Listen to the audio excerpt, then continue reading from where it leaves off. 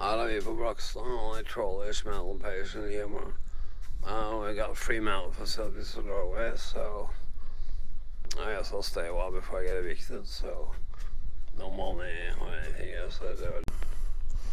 So we got free metal facilities in Norway, and so I should have been somebody, but I'm just a nobody. Welfare, I never had a job where I don't like Ruben. I'm not cool. I boring people. There's regular metal patient, regular beds, just so sensitive. So I'll never get a job. I never have sex or drugs or rock and roll like this. So just regular metal patient. My diagnosis is paralyzed schizophrenic, so forever put away. So goodbye, thank you. And I'm getting evicted by the police because of the drug issue. The heroin thing. I always let the heroin people off the hook, and I don't use heroin, so I don't get to go. I get medicine, pills, and I have vitamin pills. So yes, Broxton or Wally.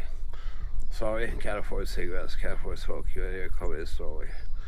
Regular council comes, we got a hold of me, TikTok thing, so I'm gone, put away forever.